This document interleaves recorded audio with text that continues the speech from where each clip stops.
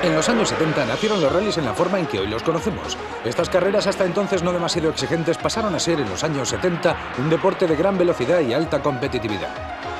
Los coches eran más rápidos, había más glamour, mucha mayor cobertura por parte de los medios de comunicación y más especialización que nunca. Fue el comienzo de una época inolvidable.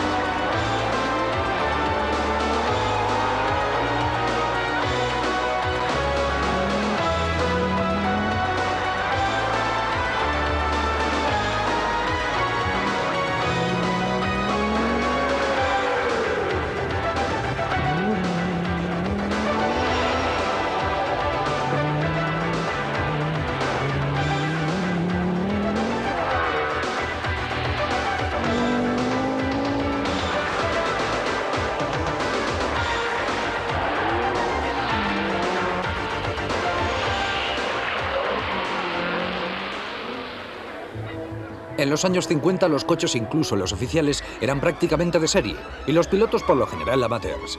La mayoría de los rallies se disputaban en carreteras públicas y podían llegar a ser competitivos vehículos de lo más variopinto.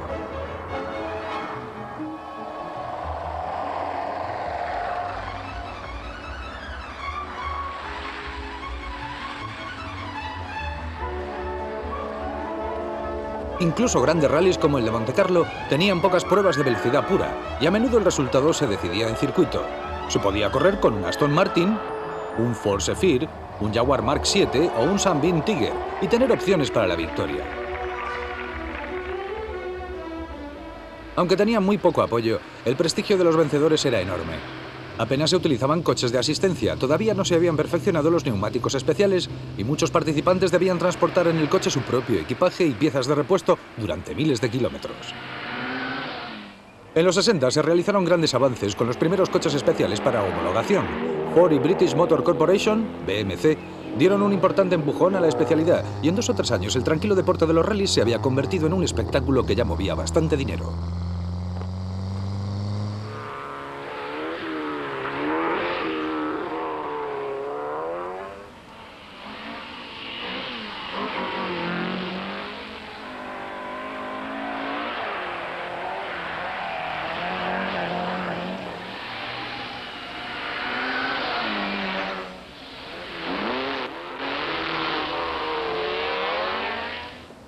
A principios de los 70, 2 coches de rally de motor trasero, el Porsche 911 y el Renault Alpine, dominaban las pruebas de categoría máxima. La mayoría de los rallies clásicos sobre asfalto de los 60 habían desaparecido, desplazados por pruebas con etapas especiales sobre pistas de poco agarre. En etapas sobre superficies sueltas, en la que había que atravesar barro y derrapar por nieve y hielo, hacía falta mucha potencia, buena tracción y bajo peso. A pesar de que su motor delantero y tracción trasera aparentemente no eran ideales para este nuevo tipo de pruebas, el Ford Escort RS 1600 era competitivo en todo el mundo. Así comenzaba la dilatada carrera de éxitos de este sencillo coche que abarcaría toda la década de los 70.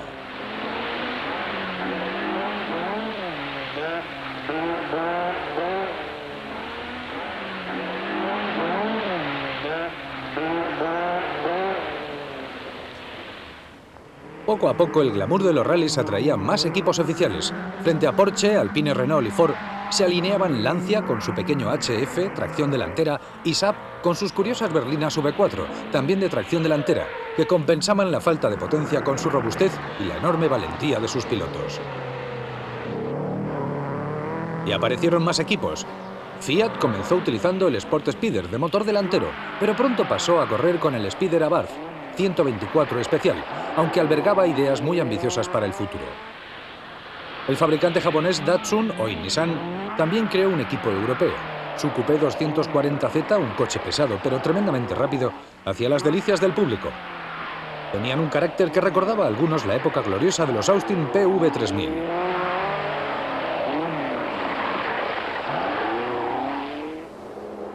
También desaparecieron 3 coches famosos. Atrás quedaba la época gloriosa de los Mini Cooper, que habían ganado 3 veces el Rally de Montecarlo. Las minúsculas berlinas de BMC, de magnífico comportamiento y sorprendente velocidad, ya habían agotado su potencial de desarrollo. El magnífico Austin Halley 3000, espectacular en las etapas rápidas, tanto de asfalto como de tierra, también era ya un recuerdo. El cambio de reglamento de mediados de los 60 fue su condena de muerte. Aunque Saab continuaba siendo un serio competidor, la popular imagen de Erik Karlsson con su coche de motor de 2 tiempos girando a altas revoluciones también pertenecía ya al pasado. Ahora los famosos eran otros, el finlandés Hannu Mikkola sobre su Ford, su compatriota Rano Altenan sobre el Datsun 240Z y Timo Mäkinen sobre otro Ford. El sueco Stig Blomqvist se mantenía fiel a Saab, mientras que el inglés Roger Clark conseguía importantes éxitos con el Escort. Las pruebas del campeonato eran muy variadas, pero el Rally de Montecarlo mantenía su formato habitual, una combinación de puertos de montaña cubiertos de hielo y etapas reviradas sobre asfalto. Sin embargo, todavía no había llegado el nivel de profesionalidad al que estamos acostumbrados hoy. Se esperaba mucho del Escort RS1600 de Timo Mäkinen y Henry Littens, pero sobre la nieve y el hielo del sur de Francia, el Alpine Renault de Jean-Claude Andruet tenía mucha más tracción. Comparados con los rallies de los 90, no parece que hubiera mucho público. Los pilotos de General Motors, como Nazimas y Kulan, estaban más interesados en sacar partido a la transmisión automática de su Opel Ascona que en dar espectáculo al público.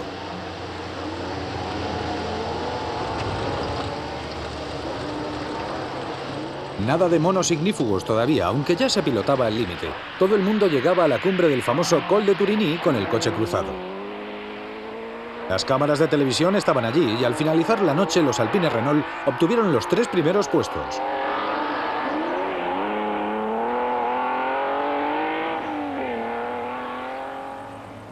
Aunque el Rally de Montecarlo se gana o se pierde en las etapas de nieve, siempre existía el peligro del tráfico en las carreteras abiertas donde era fácil perder tiempo. Estos pilotos de Opel se las ven y se las desean para adelantar al camión frente al pintoresco paisaje monegasco.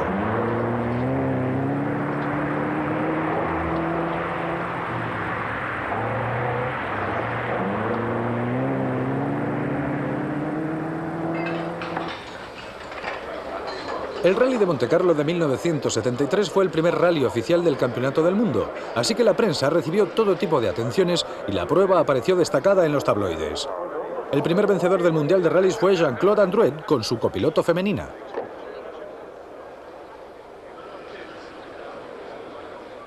Andruet llegó con solo 26 segundos de ventaja sobre su compañero de equipo Akai Andersson, con el Escort de Hannu Mikkola a más de 2 minutos en cuarta posición. El Rally de Inglaterra era totalmente distinto, una prueba clásica de tramos especiales disputados entre bosques. Comenzaba con una etapa sencilla que partía de Harrogate con participantes de lo más variopinto. Harry Karlström, vencedor en 1969 y 1970, con un Lancia Fulvia de 1,6 litros, tomó la salida el primero, seguido inmediatamente por Stig Blomqvist en su Saab V4. A continuación, Björn Valdegard en su Porsche 911S. La presencia de 3 Ford Escort oficiales presagiaba una dura lucha.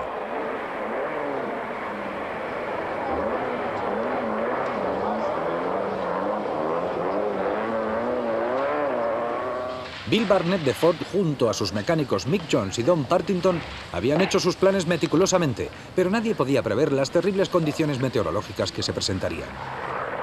En Castle Howard, en North Yorkshire, las pistas estaban cubiertas de hielo, aunque había suficiente tracción.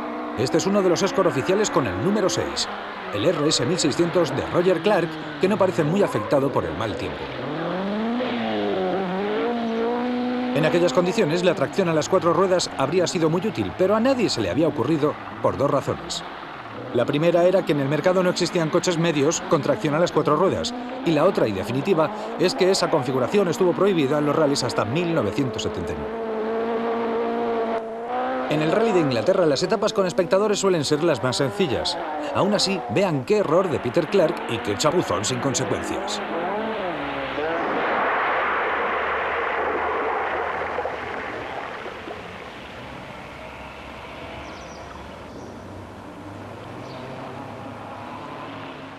Hannu Mikkola sobre el RS 1600 decide pasar por el sitio correcto.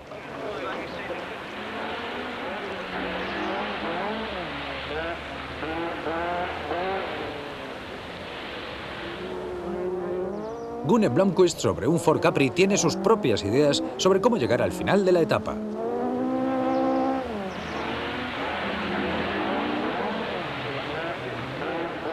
El copiloto Tony Mason todavía se estremece recordando el incidente.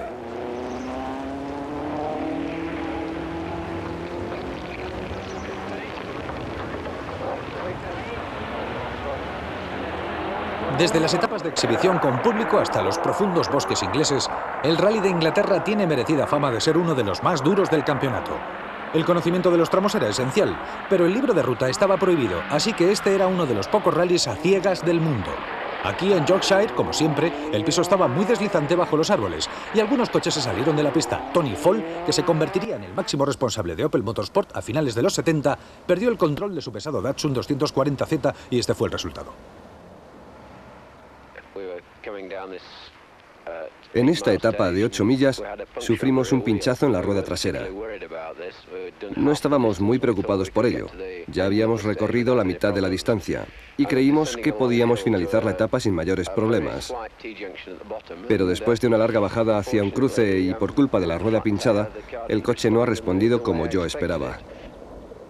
Después de que los bosques de Yorkshire cobraran su tributo, el rally pasó a una Escocia fuertemente nevada. Las etapas especiales aún no estaban marcadas y tampoco estaban permitidas las ruedas de clavos. Fue un milagro que coches como el Fiat 124 Spider de Thorn Bottos pudiera continuar, aunque el Escort de Roger Clark no daba señales de bajar el ritmo ante el mal tiempo.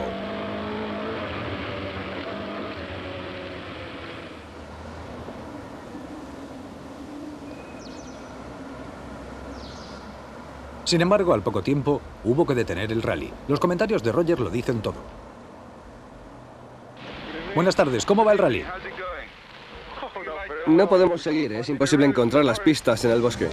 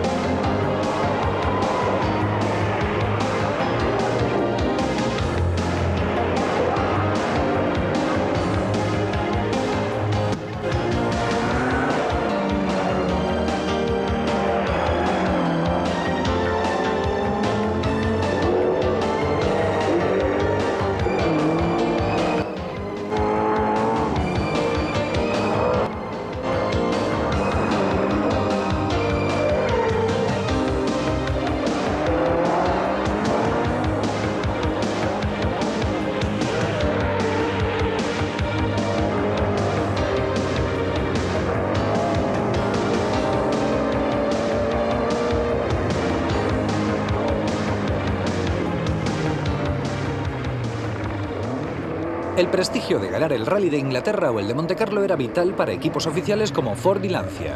Así los presupuestos eran cada vez mayores y la presión sobre pilotos como Timo Mäkinen o Roger Clark empezaba ya a notarse en sus declaraciones a la prensa. Roger y Jim llegaron al área de servicio por delante de Timo. Habían visto a Timo parado en mitad de la etapa y creían que había quedado fuera del rally. En realidad no era así. Había estado en el punto de asistencia media hora y media hora después apareció Timo a toda velocidad. El coche ha estado fabuloso, aunque estoy un poco irritado por las noticias estúpidas y falsas que se han difundido hasta en la BBC. ¿Qué quieres decir con eso?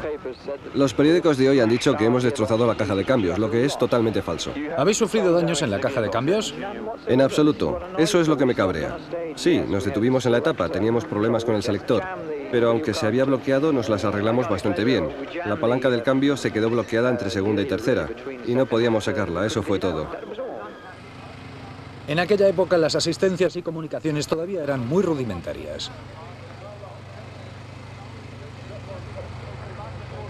Timo McKinnon pudo comentar posteriormente aquellos malentendidos con Anu Mikola, Stuart Turner y Bill Barnett en un área de asistencia. Lo único claro es que nadie pudo atrapar al rapidísimo Blomqvist. Su SAP de tracción delantera era tan eficaz que su falta de potencia no significaba un hándicap serio. El coche sueco tenía mejor tracción y comportamiento que ningún otro participante, y su piloto era quizá el más valiente. La carrera de Stig Blomqvist estaba entonces en sus comienzos. 2 décadas después continuaba ganando pruebas. Así comentó la BBC el final de aquella prueba. Son las 6:30 de esta tarde fría y seca y por quinta vez en 10 años la victoria ha sido para un sueco. Los vencedores han sido Stig Blomqvist y Johan Bewutz, ambos suecos y de 25 años. La segunda posición de la clasificación ha sido para el también sueco Valdergaard, en un Porsche, ganador del Rally de Montecarlo. El tercero ha sido Carl Lewis, seguido de Anu Mikola y Koen Palm, aunque Arelias, cuarto, llegó a tener la tercera posición por delante de Mikola en las últimas 100 millas. El finlandés Timo McKinnon y su copiloto Henry Little llevaron su Ford Escort a la quinta plaza. Y de Buckley Glesa, nuestro mejor coche ha sido el Ford Escort de Roger Clark y Jim Faulkner, en 12ª posición.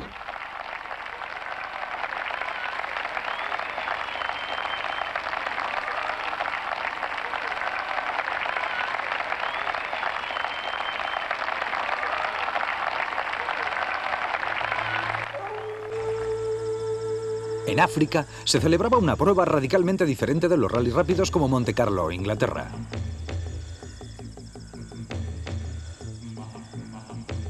El East African Rally Safari, que atravesaba Kenia y Uganda, no necesitaba tramos especiales. Las penosas condiciones de aquellas carreteras y el calor tropical daban una dureza imponente a la prueba. Los pilotos europeos tuvieron enormes dificultades para adaptarse a las especiales exigencias de Rally Safari y así hasta 1972 ningún piloto no africano venció en esta prueba. Altas prestaciones, robustez a toda prueba y máxima protección contra el polvo eran esenciales para el éxito. ¿En qué otra parte del mundo podrían encontrarse tramos como este y en qué otro sitio podría un piloto de Porsche 911 mantenerse en quinta a fondo durante tanto tiempo?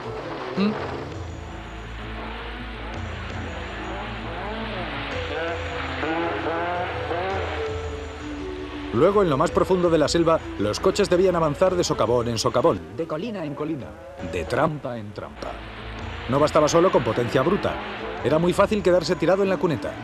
Era aquí donde la experiencia de los pilotos locales resultaba tan importante, y tan fundamental un reconocimiento detallado. Esto también explica por qué tanto los anticuados Datsun como los lentos pero fiables Peugeot continuaban siendo competitivos allí. El Rally Safari no tenía nada de ordinario, era lo más duro conocido.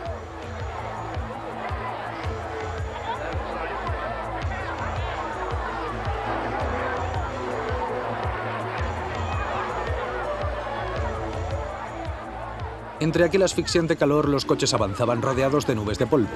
Súbitamente, aguaceros tormentosos transformaban las pistas en auténticos lodazales en cuestión de segundos. Los copilotos locales podían anticipar las condiciones de la pista con solo un vistazo. Para los demás, siempre era mejor ser precavido que rápido.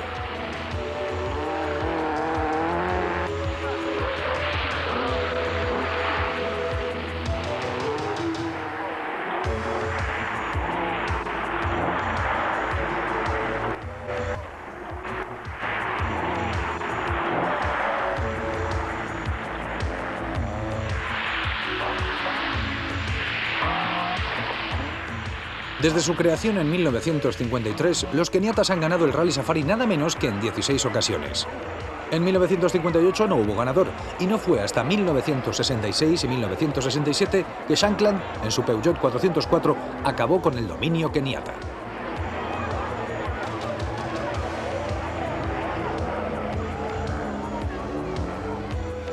De cuando en cuando, coches y público viajaban juntos un rato, por ejemplo, cuando hacía falta cruzar un río. Solo un coche por viaje y a toda la velocidad que den los brazos para arrastrar la barcaza. A este ritmo, Hace falta mucho tiempo y mucha paciencia para que crucen todos los participantes.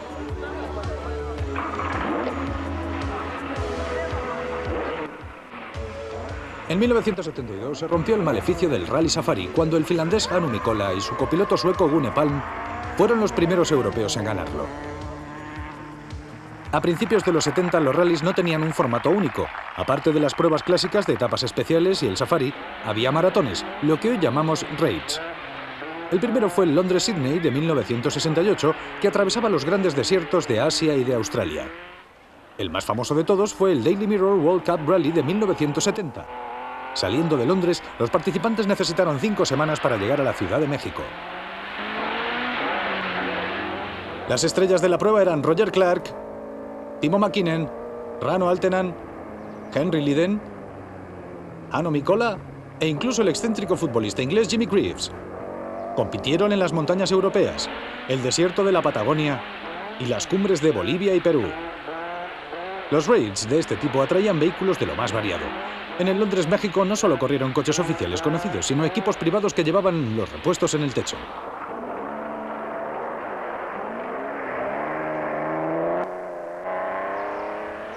La cámara que asoma por la ventanilla de este BMC 1800 va jugándose el tipo, y la propia cámara. Los sofisticados Citroën DS19 aguantaron juntos casi todo el camino.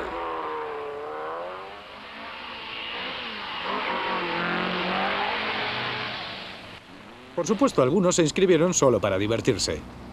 Estos adinerados miembros de la familia Martin participaron en un venerable Rolls-Royce que nunca llegó a la meta. Como es lógico, prevaleció la experiencia de los equipos oficiales.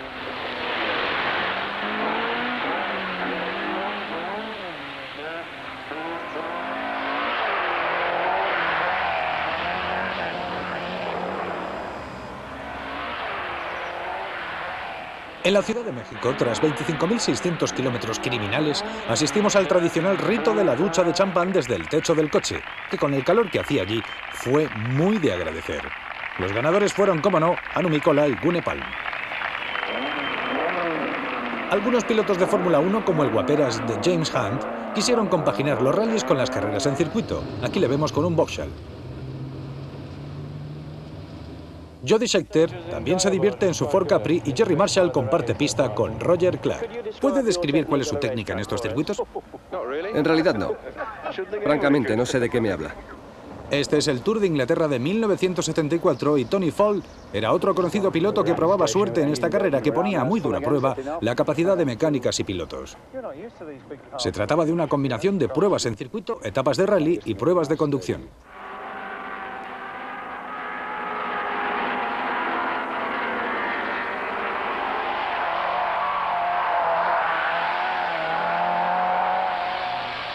No se permitió entrenar los tramos, así que los pilotos debían resolver los problemas sobre la marcha.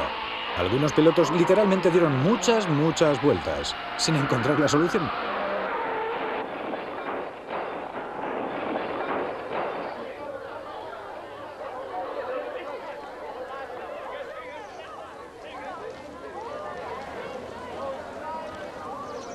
Tras numerosos incidentes y 3 días de lucha feroz, Roger Clark obtuvo la victoria, tal y como se esperaba. Bloody good. He's a very fine fella. I'm most impressed playing all those racing drivers. Well, that's not there you go. Well, shall I open it? It's the only pleasure I'm going to get out of this.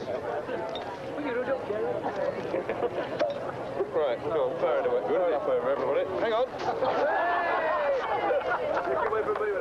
Durante aquellos primeros años, 2 fabricantes realizaron esfuerzos importantes en el desarrollo de sus coches.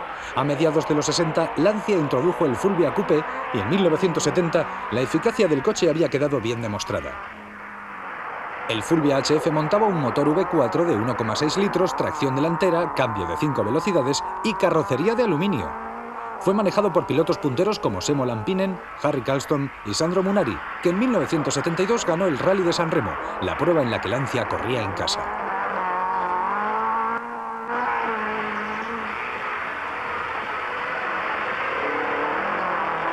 El segundo equipo oficial, el Alpine Renault, era completamente diferente. Poseía el sabor y la sofisticación de lo francés. Durante los 60, estos coches de motor trasero no habían sido muy fiables. El equipo Deep mejoró progresivamente estas máquinas de tracción trasera y carrocería de fibra de vidrio. Los Alpine eran muy eficaces cuando había poca tracción, por lo que los pilotos preferían pruebas sobre tierra o con hielo o nieve, pero no eran los mejores en asfalto. Su carácter fuertemente subvirador requería un pilotaje muy especial en el que hombres como Jean-Pierre Nicolas llegaron a ser verdaderos expertos. Ford se especializó en los rallies de Inglaterra y Escandinavia. Los Escort tenían su base en Boreham y con múltiples cambios fueron competitivos desde 1968 hasta principios de la década de los 80, aunque eran coches convencionales de motor delantero y eje trasero rígido. El Escort RS 1600 apareció en 1970 con un motor de 16 válvulas y doble árbol de levas. Era una máquina ligera y muy potente. El Rally de Inglaterra de 1972 se convirtió en una leyenda para Ford. De los 4 coches oficiales inscritos por la marca, solo quedaba uno en carrera tras la primera noche, el de Roger Clark, vencedor del Rally de Gales y el Rally Nacional Jim Clark de ese año, que dominó con mano de hierro y tras ponerse en cabeza mantuvo la posición después de 3 días de lucha feroz. Así llegó a York, consiguiendo una histórica primera victoria para Ford en el Rally de Inglaterra. Este fue el primero de una serie de 8 triunfos consecutivos del Escort RS en este Rally de Inglaterra.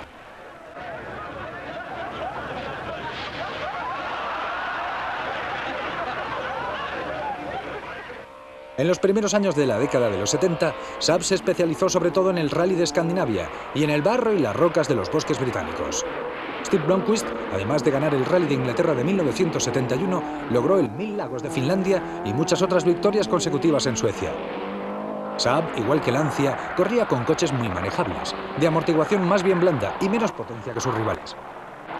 Pero inevitablemente el Saab 96 V4 se aproximaba al final de su vida, como coche puntero en competiciones internacionales. Porsche también iba perdiendo poco a poco su antigua gloria. El 2 veces ganador de Montecarlo en los 60 no podía hacer frente en los 70 al desafío de toda una nueva generación de coches eficacísimos. El legendario Lancia Stratos estaba a punto de aparecer. En situación parecida estaba el Datsun 240 ZQP, que había ganado el Rally Safari en 1971 y 1973 con Hermann y Meta a los mandos.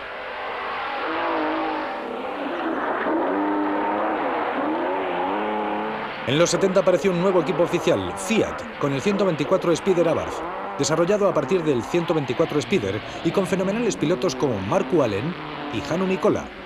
En el futuro habría que tener muy en cuenta al equipo Fiat.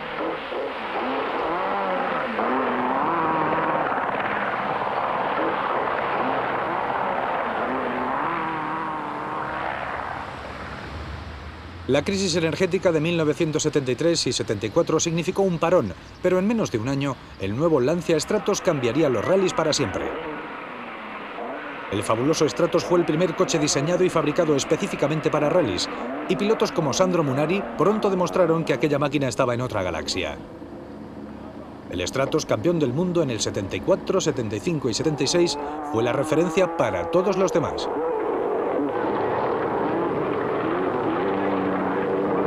Era una máquina compacta y preciosa, tan eficaz sobre asfalto como sobre tierra, más rápido que todos sus rivales, tenía mejor tracción y además era extremadamente versátil.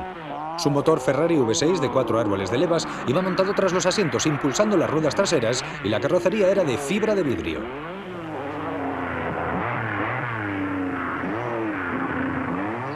En Inglaterra el Stratos pintado con la bandera a cuadros de Olaf Walterson dominaba las etapas del rally y era la estrella de las rampas de salida.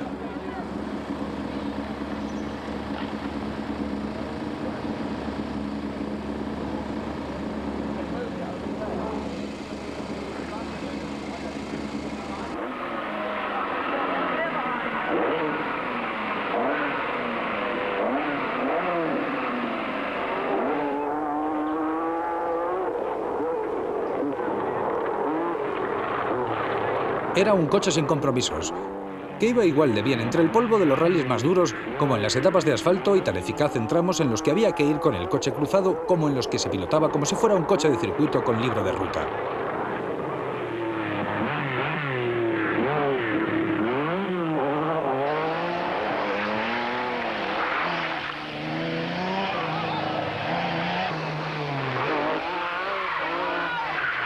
Pero el Stratos no era fácil de llevar.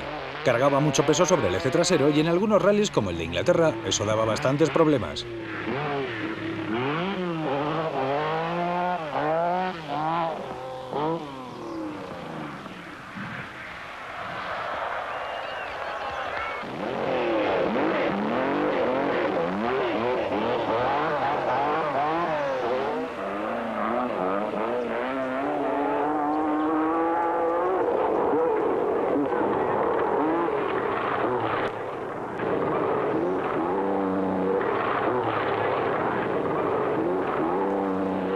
Pese a todo, solo el nuevo reglamento y los cambios en la política comercial del grupo Fiat pudieron acabar con él. Ya en 1969, Fiat había comprado Lancia y era inevitable que antes o después los dos equipos oficiales de rally se unieran. Ocurrió a mediados de los 70, con ambos fusionados en el equipo Abarth.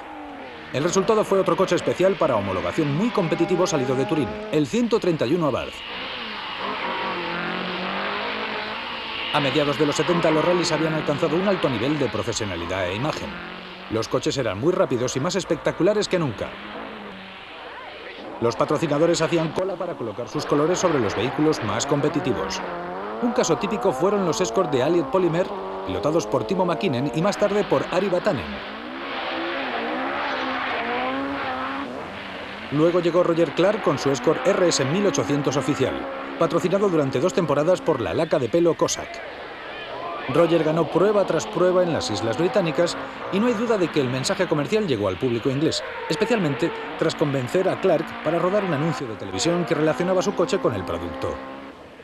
Incluso el sobrio y profesional equipo Saab cambiaba el color de su coche cada año y como resultado hundieron miles de cazadoras con cada nuevo color.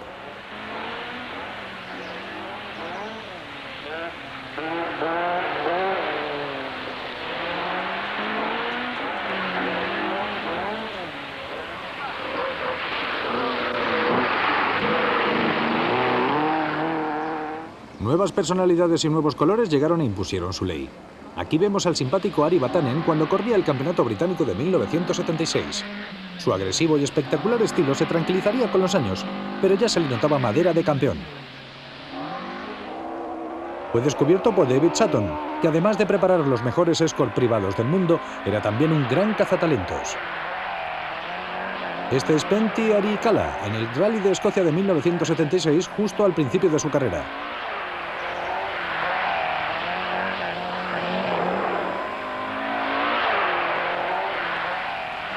También de esa época es el inicio de la colaboración entre Russell Brooks y el equipo Andrews.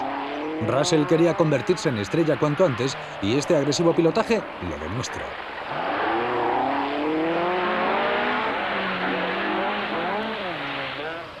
Ari Vatanen consiguió el campeonato de Inglaterra, pero aquella victoria no fue tan limpia y sencilla como podría suponerse.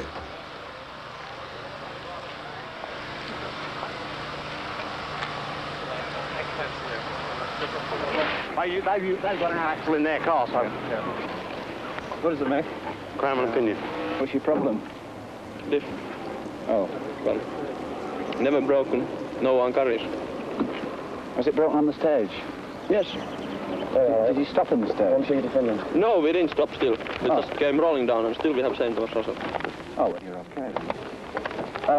Yeah, on that one, but we can't carry on, I mean. Well, why can't you change it? I think get another one. We haven't got any spare one. Ah, No one has got, that's right. I see. Well, that's a simple answer. It's a component which has never broken before in a British rally, so we don't carry them as spares. It's not a particularly common component. It's part of a 3-litre Capri, part of the back axle, also part obviously of the BDA back axle. We can't find one at the moment, but we're still looking. So what length will you go to get one? Oh, we'll carry on looking as hard as we can, you know. We'll find a parked car and ask the owner if we can take his axle out of it and try that. We'll try anything. Have a drove down the road in that Commodore so you can see somebody with a 3-litre Capri there. Yeah, that's the best bit. What's this version? That is a 3-litre. Yes, it is 3-litre. A veces la única manera de encontrar un repuesto era conseguirlo de un espectador que pasara por allí. We have a technical problem. A 3-litre Capri diff.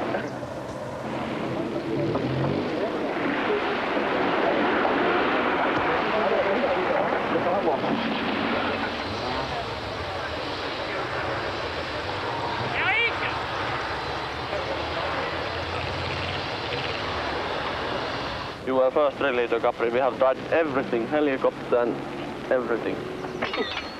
See, handle.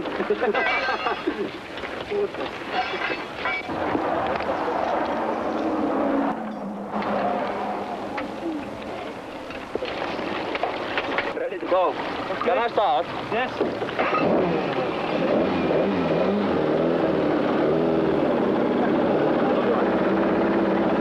The best thing I think to do is to get it booked into the dealer down the road and get them to put either a new axle incomplete or a new crown wheel and pinion, and just send the bill to me. I'll give you my card. Y de nuevo en marcha con esta extraña combinación de eje trasero de serie y la relación de cambio para rallies.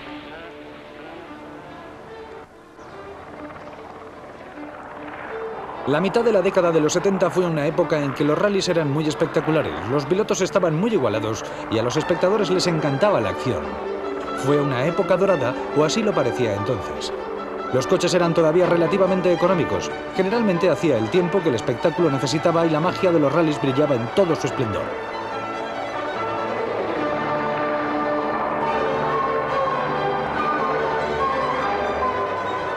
Estamos en 1976 con Roger Clark a punto de ganar su segundo rack.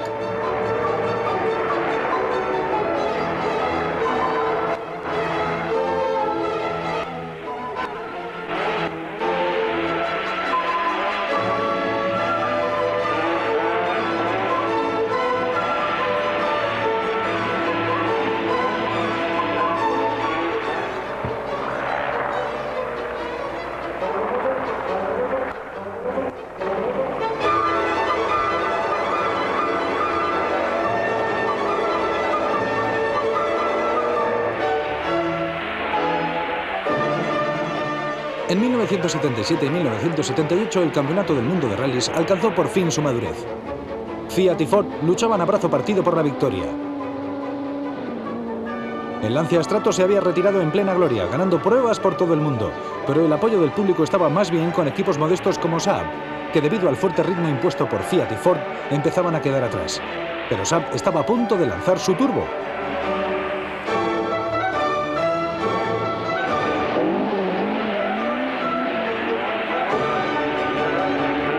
Los equipos Ford y Fiat estaban muy igualados. El Ford Escort RS 1800 era más rápido y más sencillo, mientras que los Fiat 131 Abarth iban bien preparados y repletos de avances técnicos.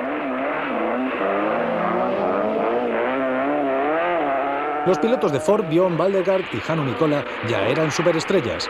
Fiat se enfrentaba a ellos con Marco Allen, una estrella emergente y grandes presupuestos, y se inscribían en pruebas de todo el mundo. La potencia era importante, pero aunque Ford dominaba sobre superficies deslizantes, en asfalto generalmente, Fiat era superior. Rara vez había sorpresas, como cuando Kyösti Hämäläinen ganó el 1000 Lagos para Ford en Finlandia en 1977.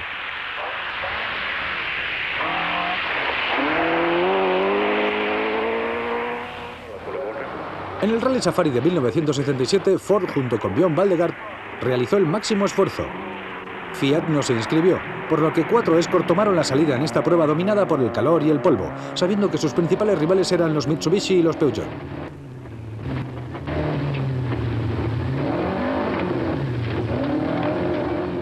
Desde el primer momento hubo emoción, pero las fuertes lluvias que cayeron a mitad de la prueba convirtieron el Rally Safari en un baño de barro. Enfrentados a condiciones como estas, los equipos tuvieron que olvidar la velocidad y optar por la supervivencia.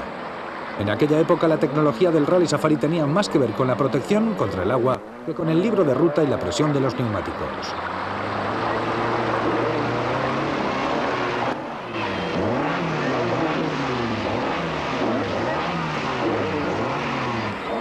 No hay nada más deslizante que el barro de Kenia, como demuestra el Peugeot de Jean-Pierre Nicolas llegando a este control.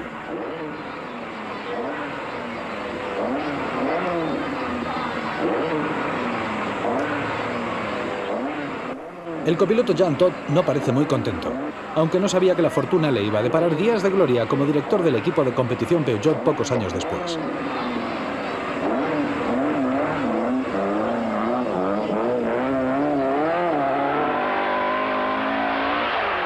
Al final, el esfuerzo mereció la pena. Björn Waldegard triunfó en el Safari más húmedo de su historia. Sin embargo, aunque Ford ganó bastantes pruebas, al finalizar la temporada fue Fiat quien ganó el campeonato.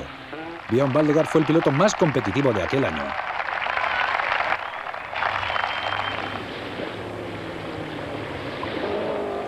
Pilotando un coche totalmente nuevo patrocinado por British Airways, Waldegard dominó el Rally de Inglaterra de principio a fin, tanto en tramos revirados de asfalto como en las etapas sobre tierra de los bosques de Gales.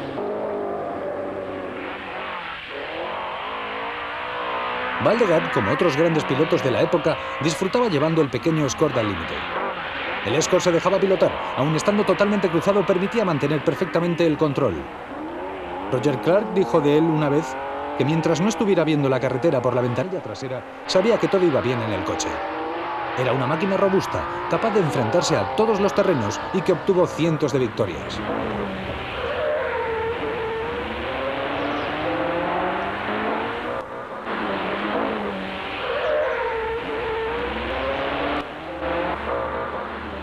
Pero los triunfos de Ford en el Safari, Acrópolis, Mil Lagos y en el Rally de Inglaterra no fueron suficientes para impedir que Fiat obtuviera el Campeonato del Mundo de 1977. Fiat había obtenido sus 5 victorias con 5 pilotos diferentes: Allen, Lakelly, Salonen, Andrew y Darnish, lo que demostraba la versatilidad del equipo frente al espectáculo de un solo hombre de Ford.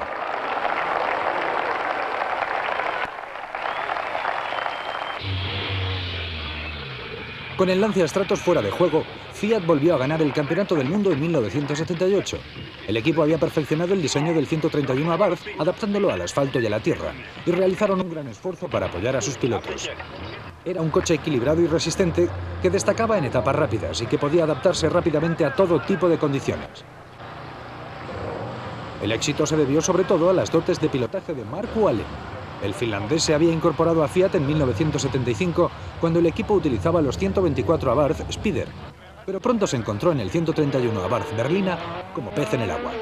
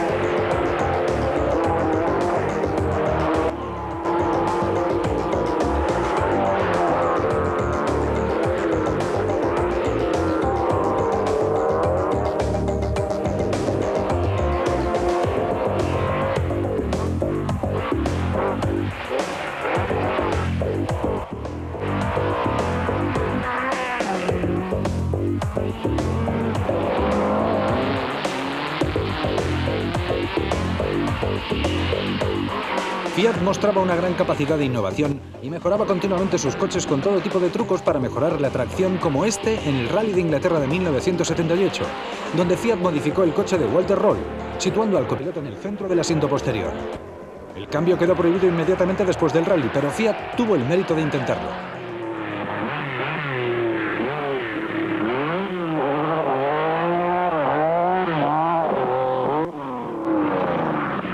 En aquel mismo rally, Markku Alén convenció a Lancia para que volviera con el Stratos. Markku hizo todo lo que pudo, pero rompió la transmisión de su coche. La victoria fue para el Escort RS de Anu Mikola, patrocinado por Eaton Yale.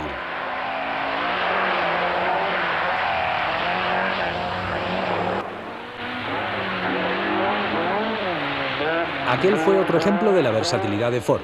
Una huelga en la fábrica impidió inscribir los coches oficiales, por lo que los pilotos de Ford tuvieron que participar en equipos privados. Anu Mikola corrió para David Sutton con un coche tan bueno como los oficiales de fábrica. Vean la cara de felicidad de Mikola y Ernie Hertz en el podio de vencedores.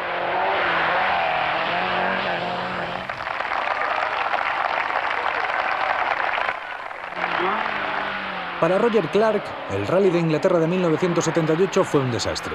Muy presionado ya por los jóvenes pilotos, se salió de la pista y se estrelló de forma espectacular. En mitad de la etapa hemos roto el embrague y tuve que pilotar sin él. Al llegar a una curva bastante peligrosa me he equivocado y nos hemos salido. Colocamos el coche boca arriba e intentamos arrancar, pero no teníamos ni embrague ni motor de arranque, así que no pudimos movernos ya.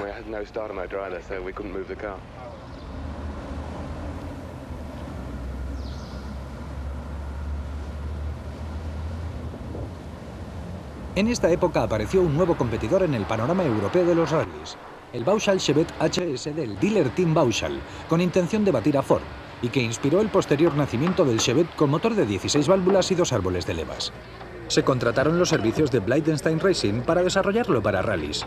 Con sede en Sheffield, cerca de Cambridge, el equipo transformó el pequeño 2 volúmenes en un coche de rallies formidable, pilotado por el finlandés Pentti Airikala, en la mayoría de las pruebas. El nuevo Chevette pasó al grupo el 4 de noviembre de 1976 y menos de un año después de su lanzamiento había ganado su primer rally internacional. Fue competitivo desde el principio. En esta famosa secuencia, Pentti impresionó al periodista Harry Carpenter de la BBC.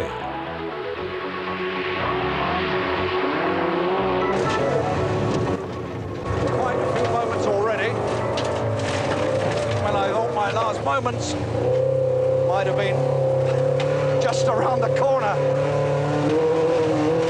It seems to me that Pentti is at times going stark staring mad because he's driving around this circuit at speeds which I would consider to be almost suicidal under good conditions. But in fact, he's taking this car around this extraordinary mud-rutted, frozen surface at the most extraordinary speeds, and at times it really is, to me anyway, terrifying, because you go into bends at speeds where I would think the car is bound to come off the road. Sometimes we hit dips. I weren't strapped enough through the roof. I mean, the conditions really are, in my opinion, totally treacherous, and how anybody can throw a car around it, revving all the time, accelerating all the time. I keep thinking, oh, I thought we were going to hit that tree on the left. It really is unbelievable the speeds at which you seem to throw this thing into the corners. I might as well tell you that I'm scared stiff. En el Mil Lagos, los finlandeses voladores corren en casa, pero para Pentti y el nuevo equipo Vauxhall, el resultado fue desalentador.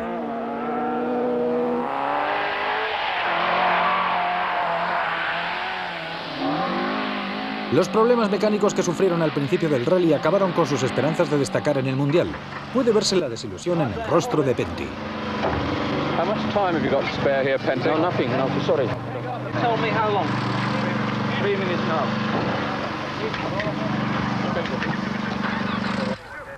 El Rally Rack de Inglaterra siempre ha sido muy competitivo. Pentti con su Vauxhall Chevette y Russell Brooks con su Ford Escort mantuvieron una dura pugna durante toda la temporada, que contribuyó a establecer una famosa rivalidad que se mantuvo durante los 80. En 1978 el Escort de Brooks parecía haber tomado la medida al Vauxhall, pero con frecuencia entre ambos coches solo había pocos segundos.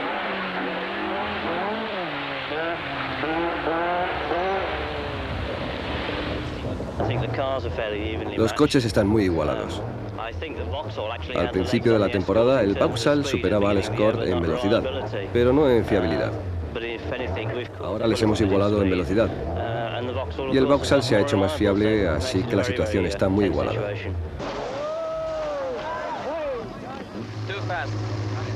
Es muy bueno. Creo que el hecho de que se haya salido de pista 2 veces este año indica que está intentando dar lo máximo. No comparto totalmente la opinión de Pentti, pero tiene razón en una cosa, hacemos todo lo posible.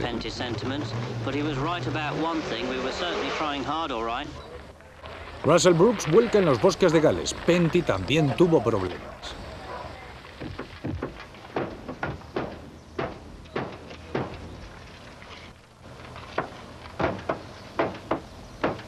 ¿Nos puedes decir qué ocurrió aquí, Pentti? Bueno, creo que lo podéis ver. Simplemente íbamos demasiado rápido. El coche se cruzó y golpeamos contra una pequeña zanja.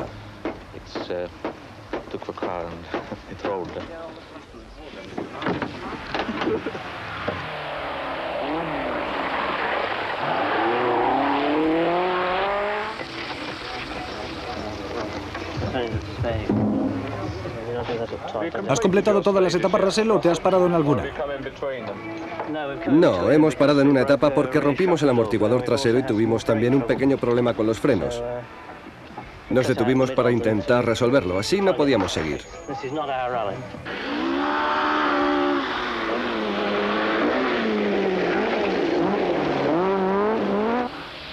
El Vauxhall de Penty ganó la primera prueba del Campeonato del Mundo de 1978 y Russell fue segundo, pero Hannu Mikkola ganó las 3 pruebas siguientes, lo que le permitió obtener el campeonato a final de la temporada.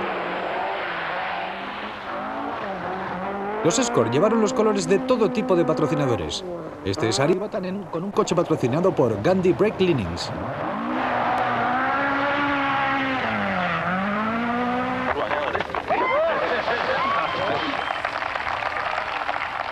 Esta fue la primera vez que los aficionados británicos vieron un Escort patrocinado por Eaton's Yale, con Hannu Mikkola, campeón de Inglaterra de 1978 al volante. British Leyland, que se había mantenido varios años apartada de los rallies, regresó a mediados de los 70, pero tuvo que esperar 2 o 3 años para que sus coches pudieran ponerse a la altura de sus oponentes. Aunque el Triumph Dolomite Sprint no parecía tan espectacular como los Ford y los Vauxhall contra los que competía, era una máquina robusta y fiable. Dirigido por John Davenport, el equipo de rallies comenzó utilizando el nuevo TR7 en 1976. En 1978, ya con el motor de aleación ligera V8, su denominación cambió a TR7V8. Posiblemente era el coche inglés de rallies más rápido. Con Tony Pond como primer piloto, el TR7V8 se encontraba a sus anchas sobre asfalto. Era un coche bajo, de excelente tracción, y su aspecto y su sonido eran impresionantes. Aunque no tenía éxito sobre suelo deslizante, ganó importantes pruebas sobre asfalto en Inglaterra y Europa continental, pero nunca consiguió ganar rallies del Campeonato del Mundo. A veces, como en este Tour de Corse, estuvo muy cerca, pero siempre le faltó la suerte final.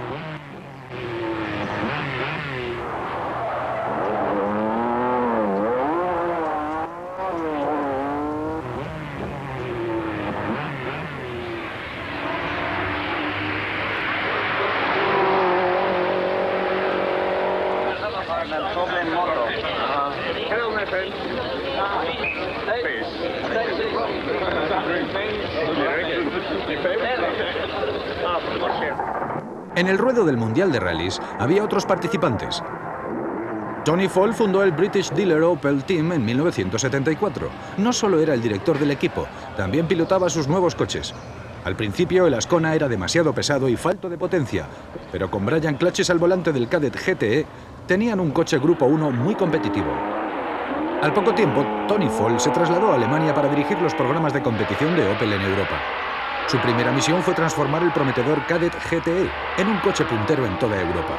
Y para la década de los 80 tenía planes muy ambiciosos con el Ascona y el Manta de 16 válvulas.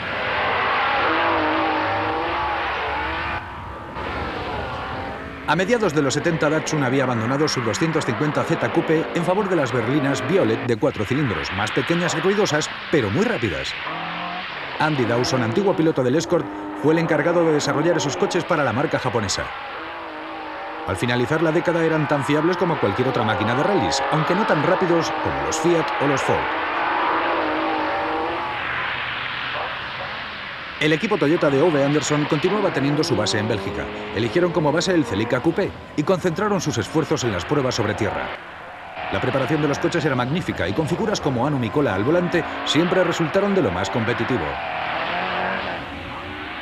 También por aquellos años, Saab abandonó su V4 y se concentró en los modelos 99, bastante más grandes.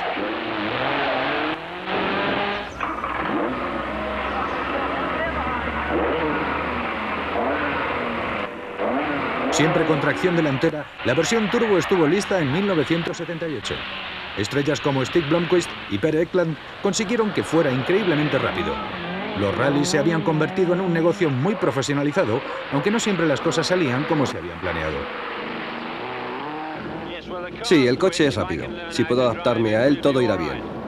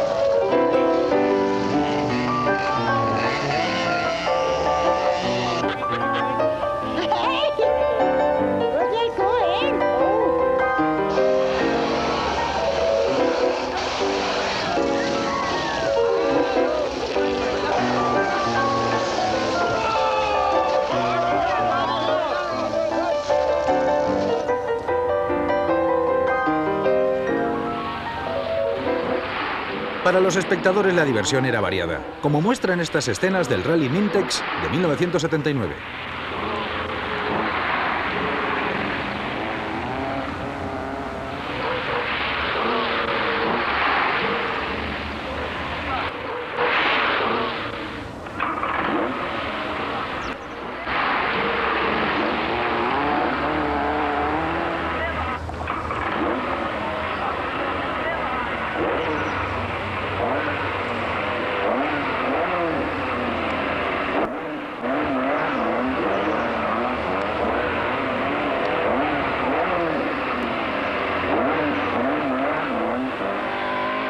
El Saab 99 Turbo era muy estable y fácil de controlar, aunque demasiado pesado para vencer a los Fiat y a los Ford sobre asfalto.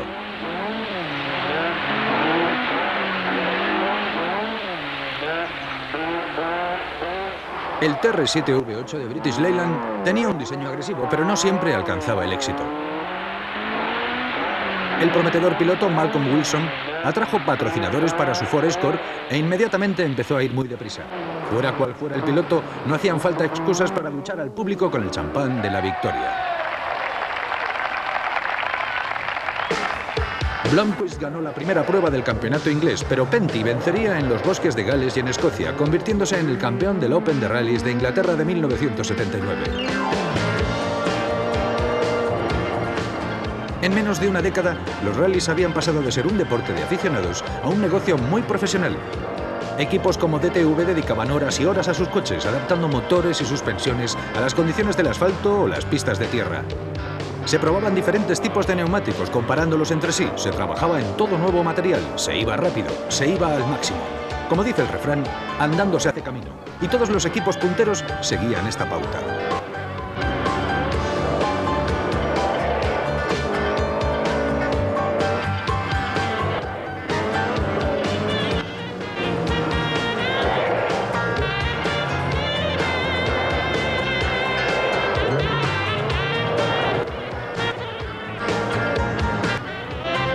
Penty Airikala, campeón de Inglaterra, fue también campeón el año que se creó el Campeonato del Mundo que sustituía a la Copa FIA de efímera vida.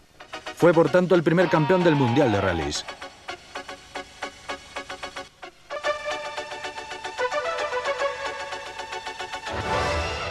Hannu Mikkola, múltiple vencedor del 1000 Lagos, ganó también la Copa del Mundo en el 70, el Safari en 1972 y el Rally de Inglaterra al final de la década.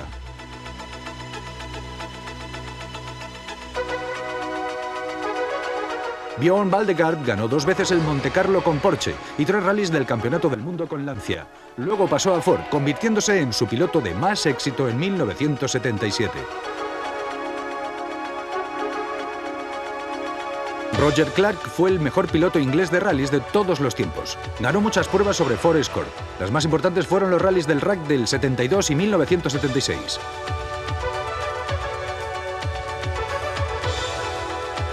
Ari Vatanen alcanzó el estrellato en 1975, ganó el Open inglés en 1976 y se incorporó al Campeonato del Mundo un año después, primero con Ford y luego con Peugeot. Siempre despertó las simpatías del público. El alemán Walter Röhrl corrió con Opel y en 1978 pasó a Fiat. En los años siguientes ganaría el Campeonato de Pilotos 2 veces y el Rally de Montecarlo 4 veces.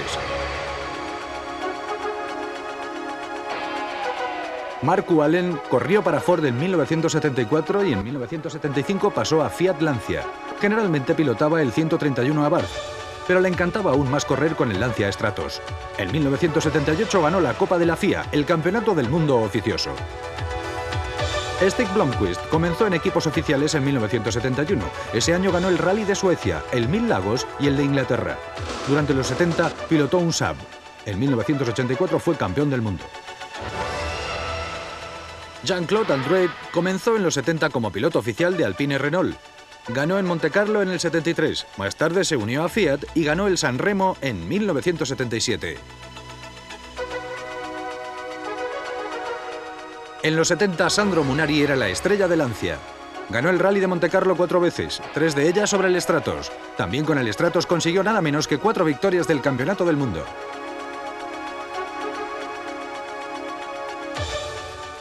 Shekhar Mehta era especialista del Safari y un piloto a tener en cuenta en cualquier otra competición de larga distancia en pistas difíciles. Ganó el Safari en 1973 y repitió 4 veces consecutivas, del 79 al 82, siempre sobre Datsun. En 1979 la nueva estrella era el finlandés Timo Salonen, que en 1977 había ganado un rally del Campeonato del Mundo para Fiat. Se incorporó a Datsun en el 79 y llegaría a campeón del mundo en 1985 con Peugeot. El primer Campeonato del Mundo de rallies oficial se celebró en 1979. Aquel año Lancia, Ford, Fiat y Datsun se enfrentaron sin cuartel, prueba tras prueba. El Stratos privado de Bernard Darnish dominó en la última noche de Montecarlo delante de las cámaras y de miles de espectadores. El Lancia azul obtuvo la victoria por solo 6 segundos.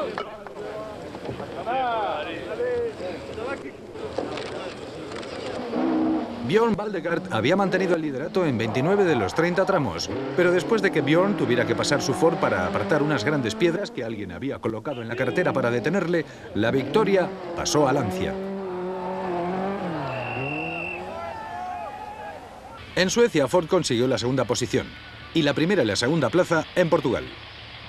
Después de no inscribirse en el Safari que ganó Shekhar Mehta sobre un Datsun, el equipo patrocinado por Rothmans regresó con fuerza en el Acrópolis. Iban a ser 4 jornadas terribles, una nueva lucha de poder a poder entre el Escort y el Stratos de Darnish en medio de un polvo infernal. Los pilotos deberían soportar una tensión y un cansancio muy fuertes.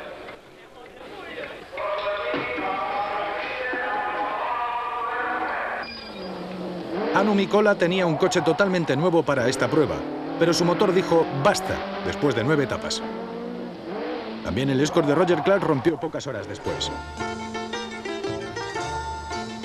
El maravilloso paisaje griego iba a ser testigo de una fiera batalla automovilística. Nadie estaba dispuesto a ceder un milímetro. Tradicionalmente el rally comenzaba a los pies del Partenón, en la ciudad de Atenas.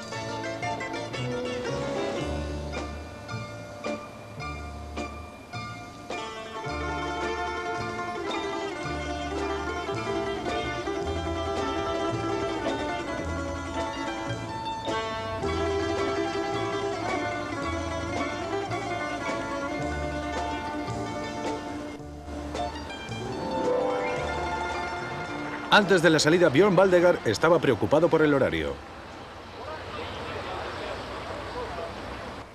¿Vas a intentar repetir tu victoria de hace 3 años?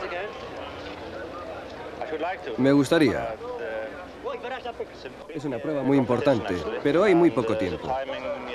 Este año tendremos que mantener los dedos cruzados para no tener problemas que nos hagan perder tiempo.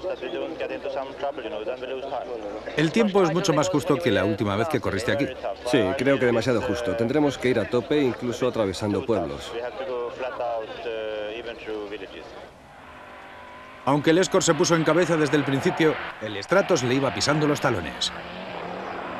Tras un desarrollo continuo y paciente, los dos equipos habían conseguido que sus coches fueran muy fiables y rápidos, tanto en el cegador polvo del campo griego como en el increíblemente deslizante asfalto de las carreteras rurales griegas.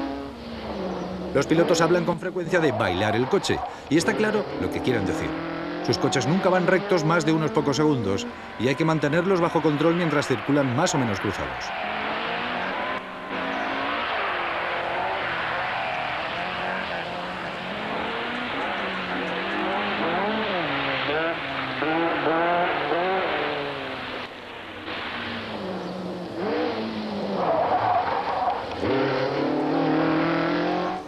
El Stratos no había arrancado fuerte, pero rápidamente cogió ritmo. Tras la parada de mitad de prueba, comenzó a recortar terreno sobre el Ford, aunque siendo privado estaba en desventaja contra el poderoso equipo oficial inglés. El Lancia Stratos muestra claros signos de la fiereza de la batalla. Su lateral izquierdo está lleno de cicatrices. Su aspecto general no se parece en nada al del principio del rally. Las duras carreteras griegas estaban cobrando su tributo. Ambos coches sufrieron repetidos pinchazos.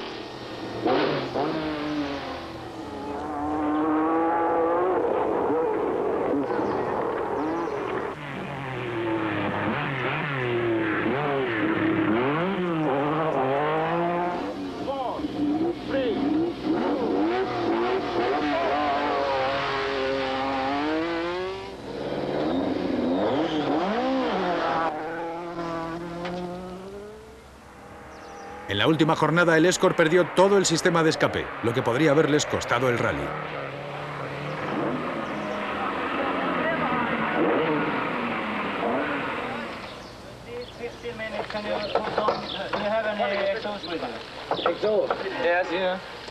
Can do it in 15 minutes. I'll have a look. Check it out. Come on.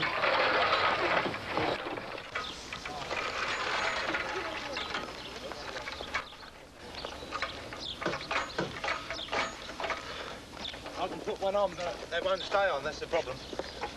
Not at all. Well, I'll try and wire it on. Weld it on. Huh? Finish these tyres off, Gordon, yourself. Yeah, where's the centre tyres? Give me Very hard night. La noche ha sido muy dura, una lucha tremenda con Darnish. He perdido tiempo, he tenido 2 pinchazos en una etapa. Estábamos igualados y luchando a tope hasta que él ha roto su suspensión trasera.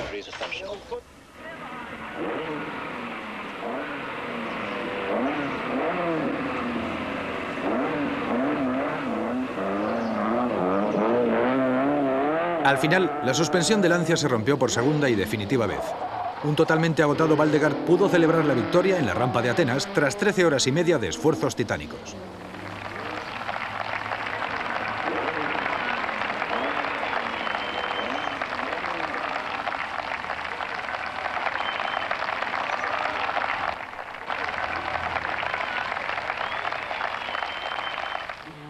Ford ganó en Nueva Zelanda, Fiat en el Mil Lagos y Valdegaard ganó de nuevo para Ford en Canadá antes de que el Mundial regresara a Europa. Ford no tenía muchas posibilidades frente a Fiat y Lancia en su terreno, el Rally de San Remo, ya que aunque algunas etapas del rally se corrían sobre pistas de tierra y polvo, la mayoría eran tramos de asfalto. En ellos, el Lancia Stratos privado de Tony Fasina demostró ser el coche ideal.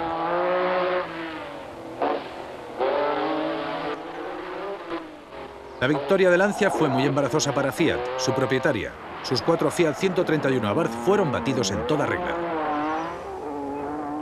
La política de la compañía había dictado la retirada prematura del especializado Stratos a finales de 1977 para dar publicidad a los coches Fiat de aspecto similar a los de calle. En esta ocasión no lo consiguieron. La victoria fue para un piloto local, aunque eso sí, todo quedó en Italia.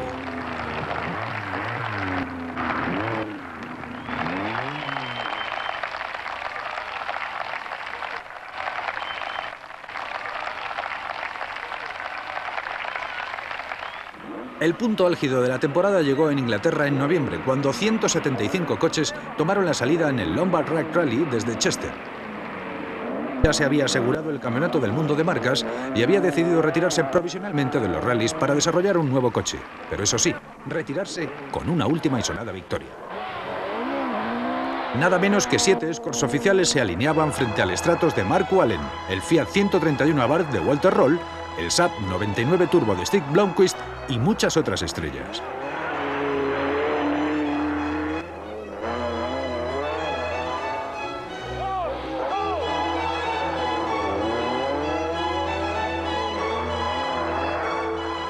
Ya desde la primera etapa especial del Knowsley Park, cerca de Liverpool, el ritmo era endiablado.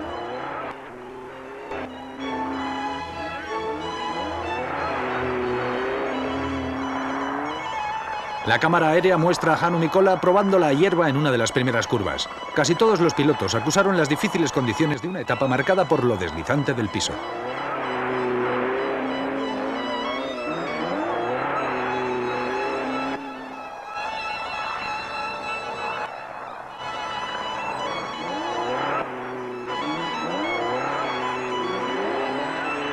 Una nueva combinación, Tony Pond y el Talbot Champion Lotus.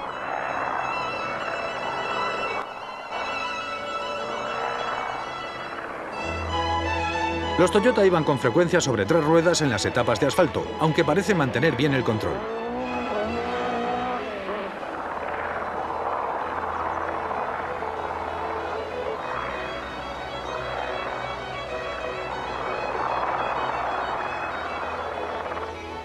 No se puede decir lo mismo del Mazda RX-7 de Shigao Konako,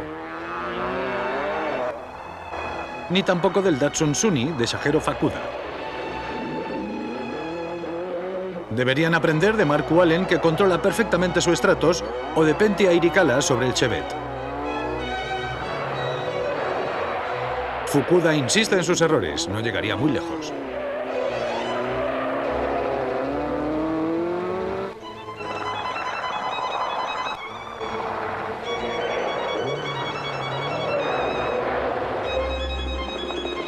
Durante toda la temporada, las berlinas con motor de un solo árbol de levas de Datsun habían sido muy regulares, pero no lo suficientemente rápidas para vencer a los coches europeos. En este Lombard Rally Rack, los 160J de Timo Salonen y Andy Dawson obtuvieron buenos resultados, mientras docenas de coches debían retirarse. Sin embargo, a mitad de la prueba, el coche de Salonen solo marchaba en séptima posición.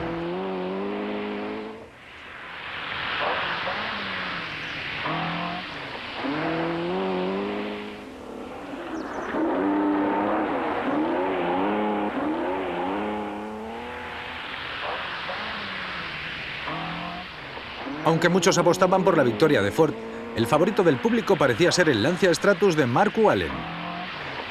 Con su coche preferido, Alén lideró el rally durante 10 etapas, hasta que se salió de la carretera y perdió 14 minutos en Kielder. Le costó muy caro. A mitad del rally, Markku era 10º y continuaba intentando recuperar puestos desesperadamente. La mayor parte del Rally Rack se corre de noche, generalmente con niebla, a menudo con nieve, con todos los agravantes. Aunque los Escort oficiales se mantenían en cabeza, el equipo tenía muchos problemas. Toda la suerte que tuve a principios de este año la he perdido esta noche. Así son las carreras. ¿Y qué ha ido mal? Tuvimos un pinchazo en la etapa larga antes de Kielder. Y cuando alzamos el coche con el gato se rompió. Y tardamos más de 6 minutos en salir. Sí, va solo y el resto ha quedado atrás. Así que estáis en segunda posición. Sí, pero la diferencia es muy grande. Mikola es fantástico. Las etapas del distrito de los lagos fueron tan espectaculares como siempre. El líder del rally, Hannu Mikkola, no perdió un segundo en admirar el fantástico paisaje. Su coche se mantuvo en cabeza demostrando una fiabilidad sorprendente, mientras otros Escort tenían toda clase de problemas.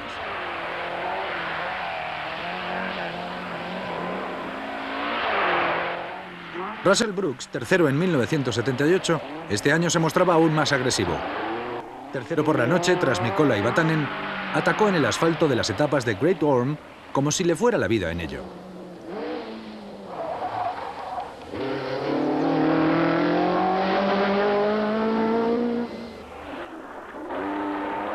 Timo Salonen comenzó la segunda parte de la prueba absolutamente a tope, negándose a admitir que la desventaja de 70 caballos de su coche fuera decisiva. Pilotó muy rápido, aunque con un estilo no muy elegante en Great Orme, en Weston Park.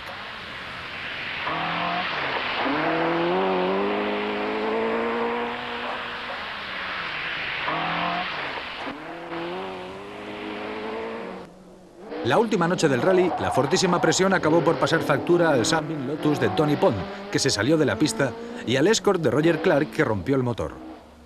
Tras 59 durísimas etapas, los pilotos de Ford triunfaron en su última prueba como equipo. 4 pilotos terminaron en las 6 primeras posiciones y solo el Stratus de Markku Alén y el sorprendente Datsun de Salonen pudieron colarse dentro de esa media docena de elegidos.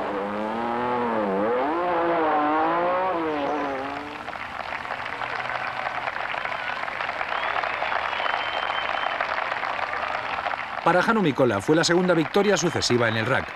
Para Peter Ashcroft, sin embargo, aquello era el final de toda una época.